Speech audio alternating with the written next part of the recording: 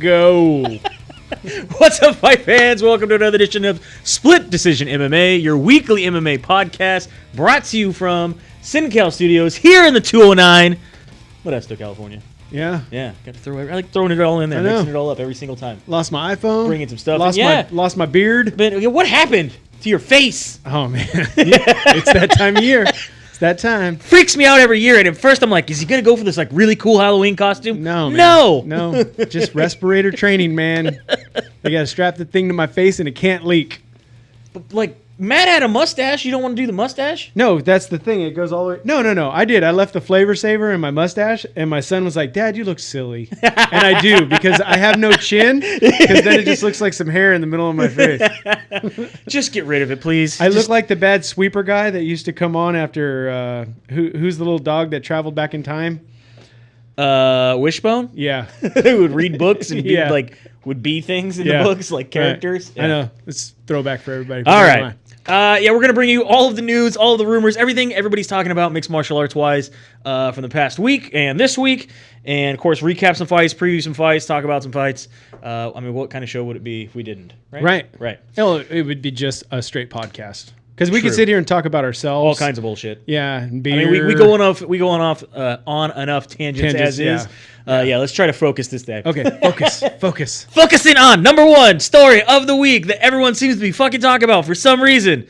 Khabib Nurmagomedov is training in a freezing cold Dagestani river like a salmon. Yeah, fighting that current. Swimming up current for like who knows how long. He doesn't actually even make it up current. No, he just stays in one place. And then he like kind of drifts a little bit, drifts a little bit. But still, they say the water is like 35 degrees.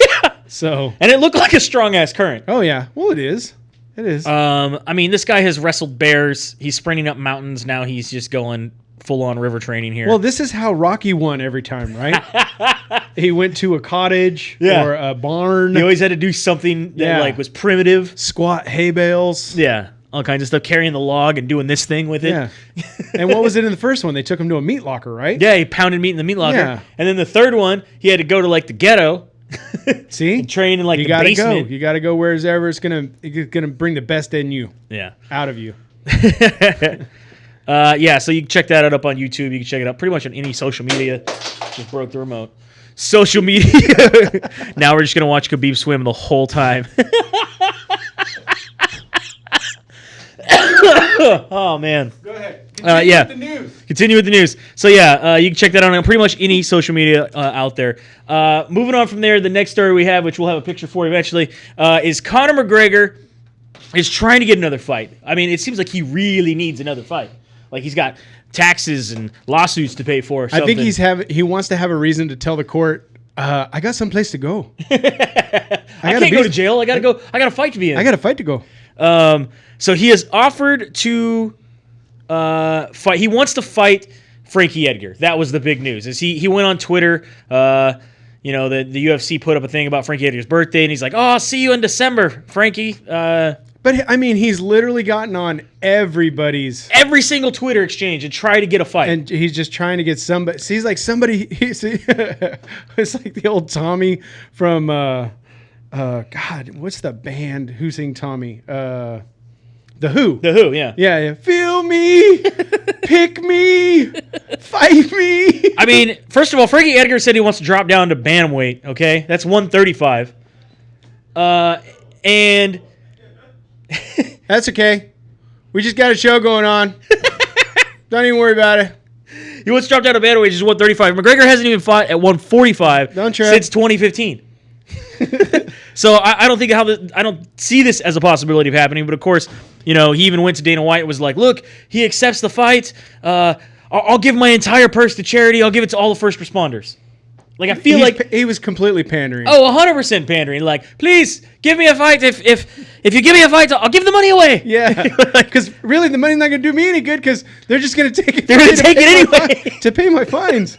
Dana White said that he definitely is not going to make that happen. That is not a fight that he's interested in. So first of all, Frankie is 2 weight classes below him, and Frankie is in the position he was supposed to fight Aljamain Sterling. He is, while at the end of his career, he could get himself into title position again. So to make that Conor fight, it makes absolutely no sense. There hasn't been a fight that makes sense with Conor. Throw him at I'd fight like the first Diaz Dustin fight. Poirier. No, that's a fight that makes sense to me. Yes, but I mean the first Diaz fight that didn't make any sense, but they let it happen and he lost. Yeah. Who do you got winning this? If it did happen, who do you got winning? What? McGregor, Edgar. It depends on the weight class. I mean, Edgar's always been a little guy. Right. I mean, he was at 155. He dropped to 145. Now he's going for 135. Yeah. He's going on the Ken Flow, a rapid reduction in weight classes to see how well he can do. But I think Edgar's wrestling would dominate McGregor. I would, as long as he doesn't get hit too many times. Although we do know Frankie could take a punch. Right. He's done pretty well. Right. I would probably give the slight edge to Edgar, and I think I gave that edge back when he was at 155 and back when he was at 135 or excuse me, 145. So I just give it to Edgar because I hate McGregor. Yeah, I know. I mean, I'm not even gonna lie to you. I'm like, I got Edgar. What if he comes in with one leg? Edgar. It doesn't matter. Doesn't matter. Edgar. No hands. Edgar with no hands. I got Edgar. Another fight that's probably not going to happen, but is always fun to talk about, is we have Anthony Rebel Johnson saying he is willing to go down back to 205 pounds to fight John Jones. I 100% believe you will see this fight next year sometime. Anthony Johnson versus John Jones. All right. I based on what I believe and some insides. I haven't locked it down like the Tito, the fight with him and Liddell. Remember I told you I locked that down? I knew that was going to happen 100%. Yep. I've been trying to get this locked down, get somebody to agree to it. But they say that it's hard to put pen to paper at this point. He says he's got to lose 10 more pounds. He can do it. He's gotten down to 170 before. That was a long time ago. He needs to lose 10 more pounds and he'll be about 235, and then he could see where his body's at to where he'd be able to cut weight for a fight at 205. All things are possible through Christ, my friend. And weed, because Anthony Johnson uses a lot of weed. I'm just saying. Jenny from the block, she knows what I'm saying. She heard it. Speaking of John Jones, him and Stylebender Israel Adesanya's Twitter war has gone to another level. But has it though? Really, he hasn't threatened to kill him yet. He hasn't threatened to kill him yet, but he did say that you think I'm just gonna let you kill me, John? That he is his new pussy, and DC can be relieved that he is no longer his pussy. Is that the new Huckleberry? I'll be your pussy. I'll be your Huckleberry. I mean, I don't know what is that.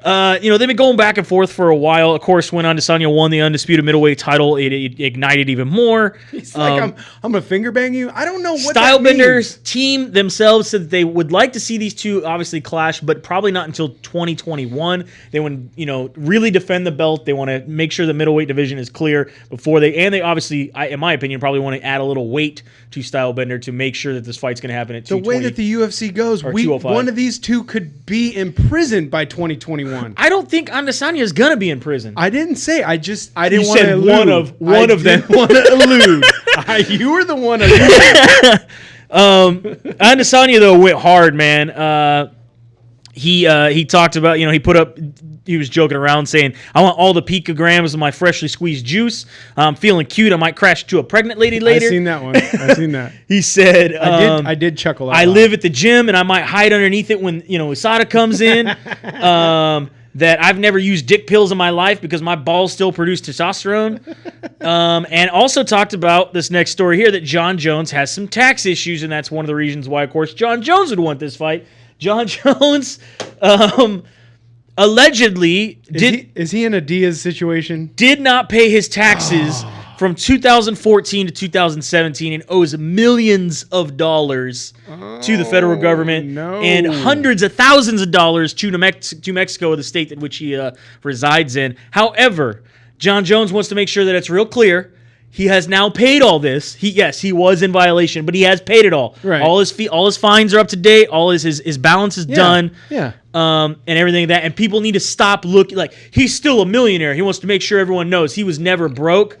He isn't broke. Well, as long as you have two, you're a millionaire, right? You have more than 1 million. You're a Right. millionaire. Yeah. Right. He wants to like, make sure. I'm like a 5-air, maybe a 10-air, maybe a 10-air. I got tens of dollars. But I like like you said, he wants to make sure everybody knows. I was never broke. I just, I had people that I thought were taking care of this, and they didn't take care of it, so now I got to take care of it. But stop looking at my money, man. I don't care if he was broke, motherfucker. I'm shattered. I'm just saying. I'm in pieces. So, just once again, something else that's controversial with Jon Jones. Like, anybody surprised? I'm not surprised. But ask Nick Diaz, man. These things happen. You give your money to somebody thinking they're going to pay your taxes. They don't pay your taxes. Yeah, but look. Allegedly, he also has. Two. They went from being hundreds of $1,000s in debt by taxes to now having millions and turning down people for business opportunities. Yeah. There's also rumors out there that Jon Jones still does have outstanding balances, though, with his utility company as well as storage unit company. He's just out of balance all the way around. Again, I thought somebody was going to take care of that, man. I have money, so I don't have to worry about it. I mean, I thought that's what happened. Once you reach a certain amount of money, you literally hire a guy who hides some of your money and takes care of that for you. Like hides it for himself or hides it for you? However it happens. And it's up to you. Oh, I mean, look at what we got. Mike Tyson. Yeah. The yuck guy was charging him what, $7,000 a month for towels? Yeah. Yeah. And I just thought it was part of the plan. It's got to be some good towels, man. Yeah, they're great towels. Don't ever get microfiber. That shit never dries you off. The UFC is launching a new endeavor called UFC Events Center. It is going to allow you to bet on the UFC during the bouts. So they were talking about the 8% of bets placed. Also like track betting? I mean, it's like as it's going on? Yes. All So right. they were saying 8% of bets placed on the UFC are done after the bout starts. In tennis, that's 70%. They're saying that there is a lucrative area of betting that is not being utilized for MMA because the action is fluid and many statistics are subjective. So they're saying now you're going to be able to bet on wages and place wagers on things like number of takedown attempts, whether or not a fighter will get knocked down, the total strikes landed, the amount of time they spend on the mat, all while the fight's going on. So I wonder, okay, now this is going to be live betting. Can we go to a fourth judge, which is the people?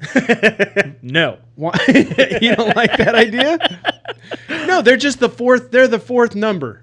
Yeah. You don't like that idea? I mean, I get it, but come on. How are you gonna I don't know. I think that's manipulatable. But they're only the fourth number. It's only the fourth number, so it doesn't. Yeah. And if you let it go to the judges, well then it's all your fault. Now we're gonna go to the fourth judge. But people. It's not. He just sets the number off a little bit. So it's like 10, 10, 10, 3. 3. I gave him a 3. Well, no. Your choices are 1 to 10. You didn't. I gave him a 3. 10,000 people gave him a 3. I don't know. Float that idea, Dana. Maybe. Moving on from there. As part of this deal with ESPN, obviously we're going to see a lot of new content for the UFC. One of the newest ones was a new 30 for 30 documentary called Chuck and Tito, going on about their rivalry and how it was in the UFC and where it kind of started. It's kind of nice that they go back and forth. If you go ahead and watch this, if you have ESPN Plus, which by now you fucking should because you have to be able to have it to be able to watch the fights, you get this for free. Yeah. So you might as well use that, $9 subscription to watch this because it's actually a really good documentary. Yeah, like I didn't realize like the Jenna thing was so big. Yeah. I didn't realize that. Yeah. That part was pretty huge. So they go back and forth. They get to tell the story from Tito's side and Chuck's side. Obviously, there's a little bit of Chuck's side I pretty much knew. And do you agree with Chuck's side? When it comes down to the training and to the who wanted to fight who and who was scared of who, do you believe Chuck or do you believe Tito? I more believe Chuck. Yeah, I think most people will. Yeah. But it's good because they talk about early UFC and how the sport evolved, why this was a big rivalry. They talk about it moving forward. From there, it talks about the fights that they had together, why the fight happened, because both of them coming off losses to Randy Couture, who was the then champion. It talks about their Dana being the manager. You can see early Dana White footage, early talks about their careers afterwards and the sharp decline after getting knocked out multiple times. Right. It even talks about them coming back and fighting on Golden Boy Promotions in this recent time. And it was good that last fight happened because it really gave something a little circle back to bring it all back. Circle back. And while I was watching it, I was like, I wonder. Like I said, I had the insight on that fight actually going to happen. Right. So I was wondering if ESPN themselves was in part of that because they knew they were doing the 30 for 30 on those guys and was like, we'll just wait. This would be the best. This would be like total crescendo on the whole thing. We'll just let them have it. Let's wait. All right, now we'll release it. We'll release it. We'll get a little bit more footage. Because didn't you feel like some of that stuff, it's like they had been holding on to for, there's a lot of footage there that I hadn't seen before. Right. Which I was actually very surprised. But we said the same thing about when they did the backstory on the Lion's Den. Yeah, there's a lot of footage there I've never seen before. Right. I mean, somebody has all that and they're just holding on to it. That's pretty crazy. Yep. Moving on from there, we got Cain Velasquez. We talked about that last week, how he's decided to go into the WWE full-time. You got to say Cain Velasquez. I wonder what they're going to call him. Like, is he just going to be just like Brock Lesnar? Is he raising Cain? Oh, all right. Coming in here raising Cain. Released his official statement. He has said, to the UFC, my family, my friends, and all the fans, thank you for the past 11 years. Thank you to my coaches, my teammates, my agents. I am blessed to have the career doing something I absolutely love. I knew from the time I was a junior in college I wanted to be a fighter. We were blessed to watch you, Cain. And after graduating college, I set off on my journey to become a fighter with the goal of the UFC Heavyweight Championship. There are a few people in this world that can say that have achieved that what I have, and I am forever grateful for the opportunity and position I held as being part of the UFC. With my official retirement from the UFC, it's time for the next chapter. A year ago, I went to my first WWE show. I fell back in love with a sport that I had watched and participated in since I was a child. From that moment, I have been doing a crash course on all things related to pro wrestling. I have been training at different gyms, going to shows, and watching more matches than I'd like to admit. But I can honestly say that I eat, sleep, and breathe wrestling now. The contract is signed. I'm on my way to the next goal, which is going to be Universal Champion. WWE Universe, thank you for welcoming me with open arms. Is it bad that the whole time he says he's getting ready for his WWE thing, I picture him riding around on a motorized gondola and some guy he's training with eating corn? What? They call me Nacho!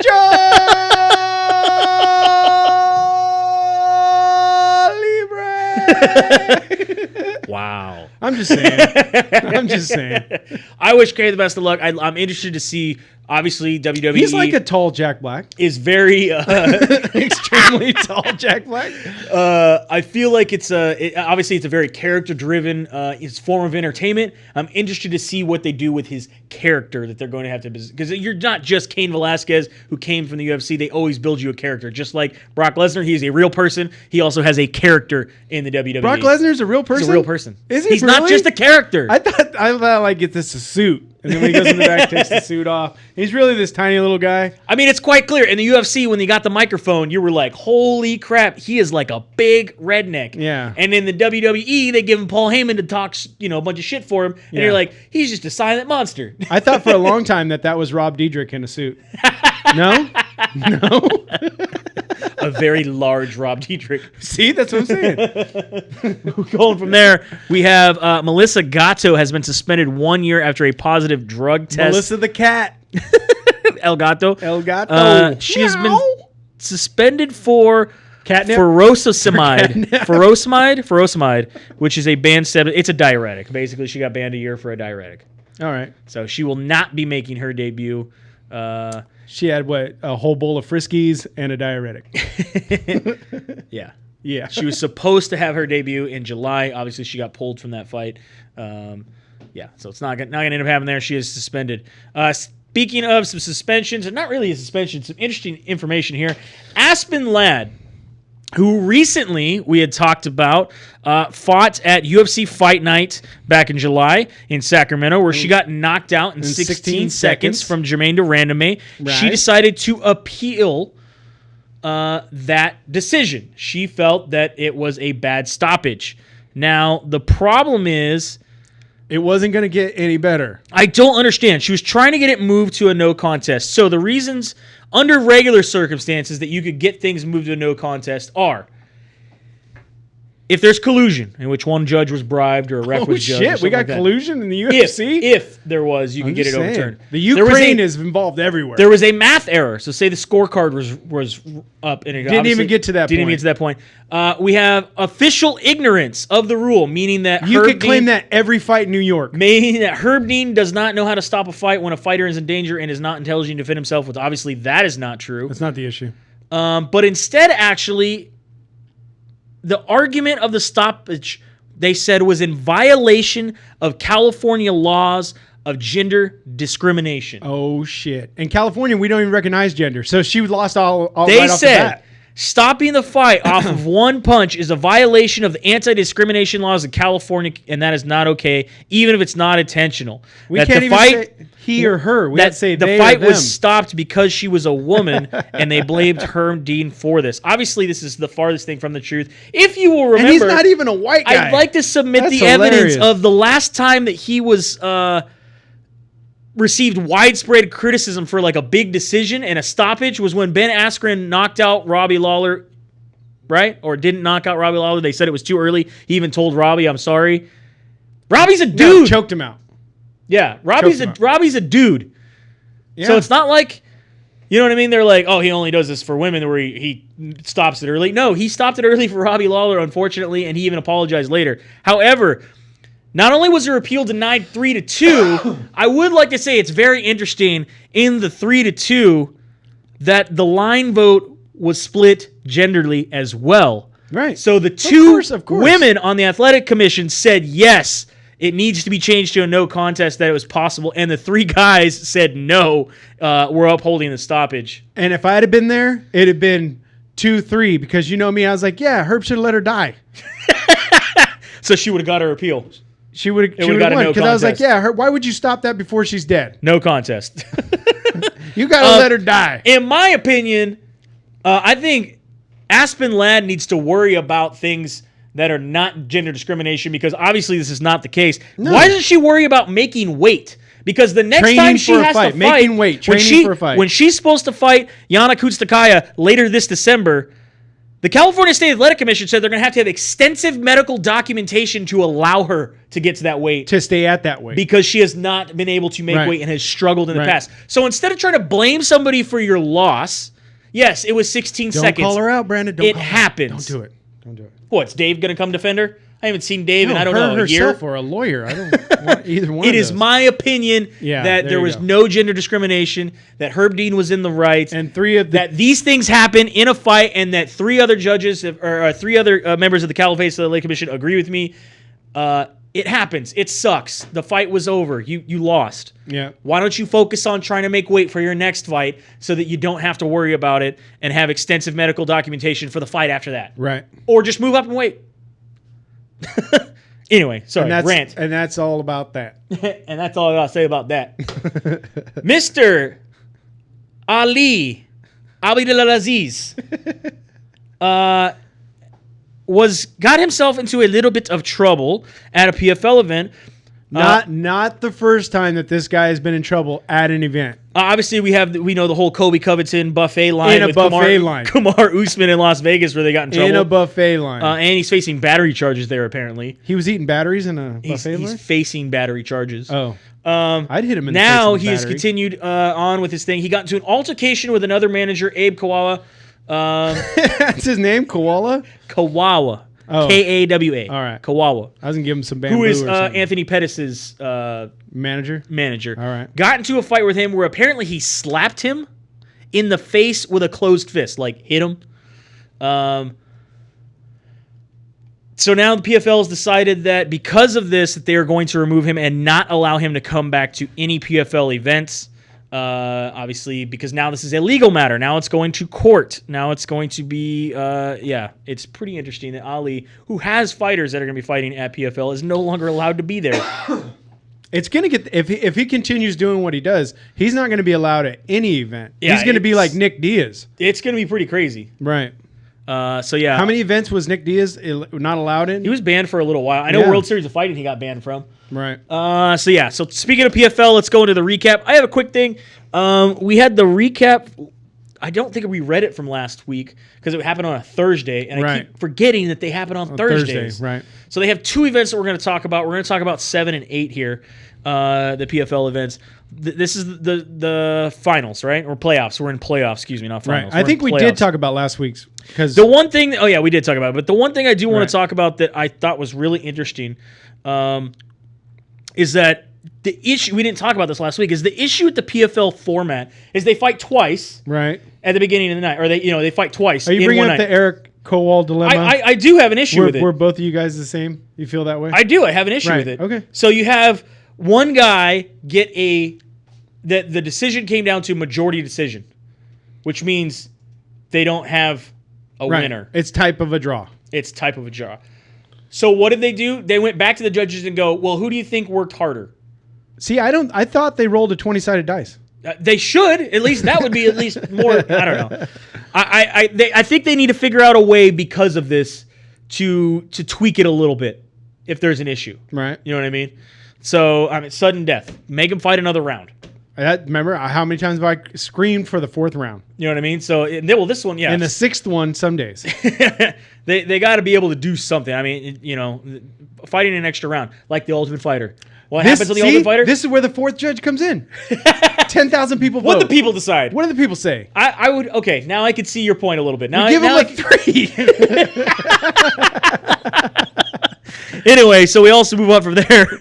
We have Lance Palmer moves on.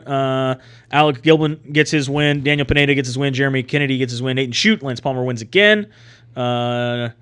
We got Ahmed Haliv gets the win. Ismail Mamedov, Chris Wade, Daniel Pineda, Nathan Shoot again. So every submission is 6. Every decision is 3. I don't think it's no longer scoring. Oh no? No. It's moving on now. Just moving on? Now it's knockout. Okay. Yeah, now it's knockout. They're just moving on. So we'll have who's going to end up going to the finals at this point. Let's see. There we go. So right now you're going to have let's see. Are these for championships? I got to figure out which ones are for championships.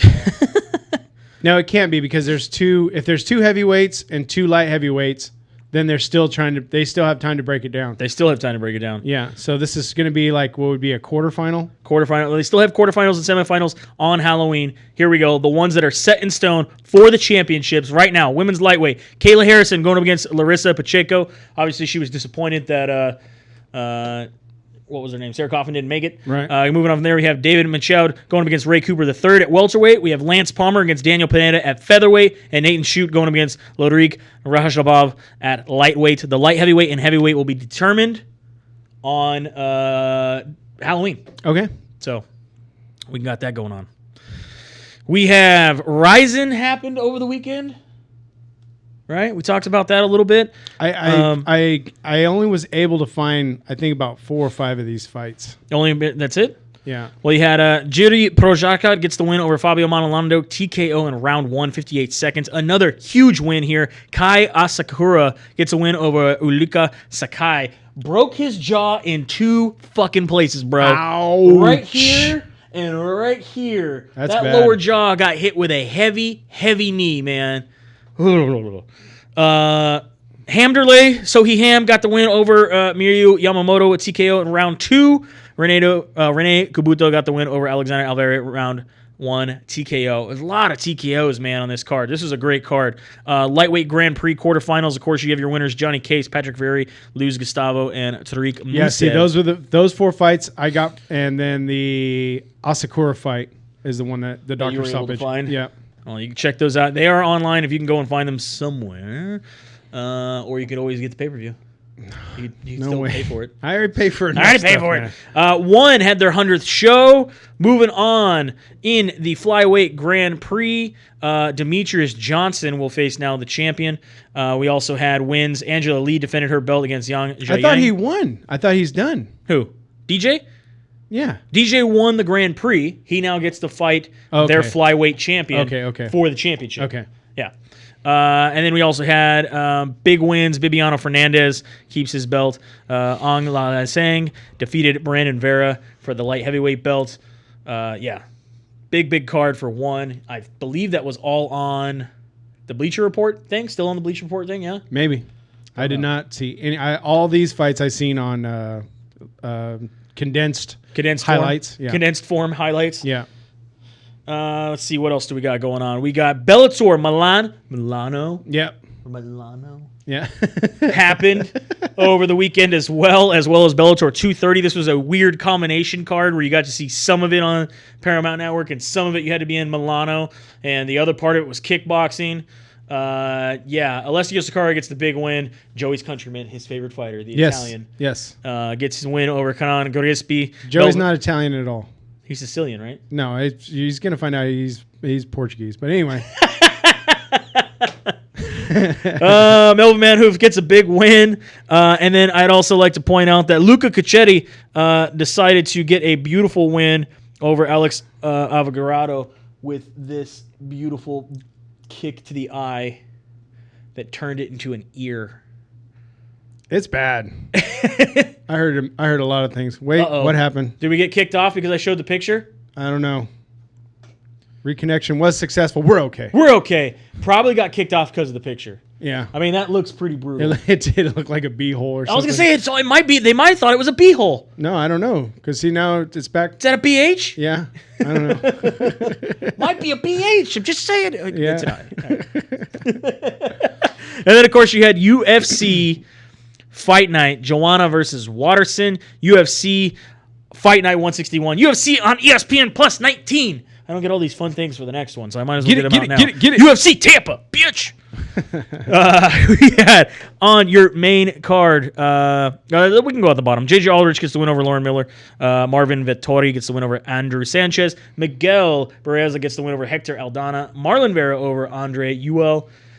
Divyasin Figueiredo over Tim Elliott. Man, I did not see that coming. I thought Divyasin is a very, very good fighter. He's obviously rising in the ranks for a reason at flyweight. I just thought Tim Elliott, man, he was on that level. He was on that rise. Even after his loss to DJ, I still thought he was a great fighter. He still is a great fighter. I thought I saw it going the other way. Good for Figueiredo, though. Alex Morano gets the win over Max Griffin. Mike Davis over Thomas Gifford. And Ryan Spann over Devin Clark. All on ESPN Plus prelims. And then I think we went 0 for 5 on our... Yes, we did. Eric Anders got... No, I think we ticked Anders. That's the only one. Yeah, Eric Anders defeated Gerald Mearschott. Matt Frivola gets the win over Luis Pena. Yeah. Amanda Ribas gets the win over Mackenzie Dern. Man. But Mackenzie Dern made weight. And it was fun to watch. Was it fun to watch? Were you excited? I was. Make me want to get cookies. Nico Price gets the win over James Vick with a vicious, brutal upkick. Pretty sure James Vick has a broken jaw. Or something. At least broken spirits. I'm pretty sure it's broken. Like, it looked broken. This is his 6th loss in a row? Is it? Did they mention that? I don't know. Are you making up numbers? Yeah, you know me. Let's look at that. 4th loss in a row. Loss. Okay. I mean, okay, close to 6. 2 more fights, and then you can say that. Cub Swanson gets the win over Kron Gracie. Kron is so one-dimensional. I thought he had a little bit more. I thought his hands were better than that, man. I don't know. But he couldn't even get the takedowns. Cub Swanson, well, jiu-jitsu takedowns are really hard compared to wrestling takedowns. Especially when it's against somebody else who also practices. Yeah, I would still say Kron Gracie has the better jiu-jitsu. Cub Swanson did break his hand. He said he's out for the rest of the year. Right. But he did exactly what I said he had to do to survive the fight. And he did. He kept standing up. And kept punching him in the face. Yep. Good for him. And he got the unanimous. Joanna Jędrzejczyk gets a unanimous. Look like vintage Joanna, in my opinion. Vintage Joanna gets the win over Michelle Watterson. Decision. Unanimous decision. Like I said, dominated all 5 rounds. I think at one breaking her foot from the kicks. It was a balloon. It was huge. But I think at one point, she was out striking her 5-1, 6-1. Yeah, it looked like vintage Joanna. This is the Joanna that was a champion. This was, this was a great fight and a great win for Joanna to get back in there. Do you think that front leverage added weight to her punches? You think at all? No. The way a pendulum swings? Maybe a little bit. Little swing. Because apparently, remember, everybody was telling us they were like 100 pounds apiece? Yeah. I don't know. Yeah, maybe. Pretty interesting, though. Maybe they just kind of pushed everything forward. Yeah. Just threw the weight behind it. Keep it in there. It didn't work for Dern. No. They're two different types, though. 2 different types. One's to give life, and the other one's to make you happy. Bare Knuckle Fighting Championship 8 will be going down tomorrow. If you go over to mymmanews.com, I believe you can get a chance to win a free code to watch this. For Bare Knuckle. Yep. For Bare Knuckle, right? I believe they're doing that right now. mymmanews.com. Actually, I think it's MyMMA News on Facebook. Make sure you check that out. Get yourself a free chance to watch BKFC 8. A little bit further sidebar note that we have going on here. Boss Rutan went back on another podcast to try and deflect maneuver, matrix his way out of... That's weird after we just brought it up 2 weeks ago. Out of the talking about WBKFF situation. He claims Tom is still a good guy. But has anybody been paid? He claims that when Tom gets out of jail, he's promised he will pay half of the money that when Tom gets out, we're getting the band back together. Yeah, he promises half the money that was to these fighters. Still says, look, Tom's never lied to me, so he's still a good guy. I talk to him on a regular basis. That this is all Paul Tyler's fault. Paul Tyler? Yeah. He was the junkie. He was the matchmaker. Tom's never lied. That's what he says to him. He's never lied to him. Whoa. Has nothing to do with the money laundering real estate scam that he's in jail for. Don't bring up none of that. No. He says it's all Paul Tyler's fault, the matchmaker, and that there's some manager out there that was taking money too. I just would like to say that I think a documentary could be made here. I have a lot of information and a lot of threads I'd like to pull. I just don't have the money or the time to do this. Somebody needs to. Or just be frozen. Let it go. Either let it go, or pay everybody. Yeah. But Boss went on, first of all, some of my favorite things. He went on a Bloody Elbow Pull No Punches podcast to talk about numerous things, but one of them was to try to defend himself. They claim they're the ones who broke this story. They also claim that they're the ones who made the headlines. Oh, good. After talking to Chris Levin and Johnny Hendricks. Even though My MMA News was covering it for quite a long time, and this thing has been on Twitter for quite a long time before they had those interviews. And I'm pretty sure our interview with Levin went out before Bloody Elbows, too. It's possible. However, anyway, yeah. So, and then of course, if you go on their Facebook and you're hopping around stories and you're reading things, a lot of people are asking. There's so many bare knuckle organizations out there. Which is the good one? This one right here, Bare Knuckle Fighting Federation, BKFC. BKFC, Bare Knuckle Fighting Championship, is the good one. Dave Feldman is doing a great job. And for your main event, you're gonna have Antonio Bigfoot Silva going up against Gabriel Man Bear Pig Gonzaga. This is gonna be a great fight. Make sure you check that out. I don't think it's going to be that good of a fight. I think Gonzaga's just going to whoop his ass. Okay. You still got Julian Lane against Jim Allers, though. You got Lorenzo Hunt going against Reggie Pena. I mean, you got some good fights. You got the women's Delaney Owen. You get Sheena Starr. Sheena Starr, I'm rooting for you, It's going to be a good card. But that fight, I don't think it's going to go very long. I think it's going to be a good fight, though. I do. I've seen Silva fall before. I've seen Gonzaga fall before, too. Big, heavy, slow guys is going to be throwing some heavy leather, my friend. Meat. And then you got UFC on ESPN 6, which technically isn't true. It's UFC on ESPN 2 because something else is going on ESPN during this time. So it's going to be on ESPN 2, not ESPN. Even though it's UFC on ESPN 6, it should be UFC on ESPN 2.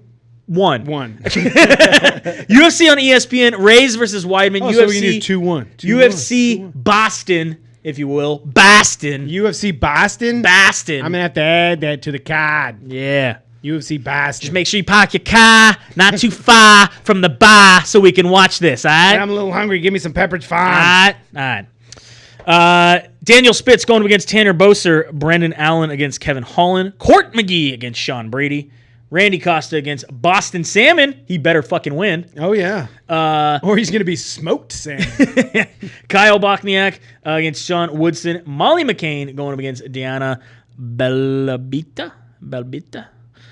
Charles Rosa going up against Manny Bermudez. That is all on your prelims on ESPN2. Still on ESPN2, The Deuce. You got. Oh, that's right. Manny Bermudez has to give up 20%. And that's why it's a catch weight, right? Yep. You got Darren Wynn going up against Darren Stewart. So it's I guess for the name Darren. Yeah. Right. You're going to battle the Darrens. Macy Barber going up against Jillian Robertson. Joe Lauzon coming back, going up against Jonathan Pierce. Come on, another fight of the night fight. Greg Hardy going up against Ben Scoros. Which everybody's saying that he's not only a soup can, he may be a soup 55-gallon drum. Greg Hardy also making some bold statements saying that he would knock out Ngannou and Stipe. Yeah, he had like this list that he's going to go through. Yet he has yet to fight a truly ranked fighter yet. I have not yet seen him fight anybody in the top 10. Yair Rodriguez going up against Jeremy Stevens in the rematch. This is going to be awesome. Jeremy Stevens saying he has to make sure Yair is dead, otherwise it doesn't count. Getting a little brutal there in the If prediction. I'm Yair, what I would do is I would cover all my fingertips in wax. No excuses. No excuses. Or get those, what are those rubber things, you know, when you do a lot of mail? Finger condoms? The little finger condom, yeah. Just something so that there's no chance that you scratch his eyeball out. And then, of course, your main event, Dominic Reyes going up against Chris Weidman at light heavyweight. Chris Weidman moving up from middleweight to light heavyweight. Says he's going to ruin everybody's plans. He's going to take out Dominic Reyes, and then he's going for John Jones. I got Reyes on this one. Oh, you don't got Chris Weidman? No, I'm taking Rodriguez, Reyes, and Sassoli. Sassoli's my power pick. Your power pick. He's my power pick. Tell us who you got down in the comments, either on YouTube or on Facebook. That is it. That is your show this week. That is all the fights that are going on.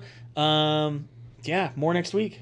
Yeah, thanks for watching. Hopefully I have at least 5 o'clock shadow. Something, man. Next show. Can we color it in? I don't know. I'll get some Halloween face paint. I don't think anybody. You look like one of those hobos where they paint on the beard. They're not even let me into the dunes tomorrow. Yeah, I'm like, baby face. And then I'll show my bald head and gray hair. Check your ID. Anyway, you guys have a good night, and we will see you at the fights.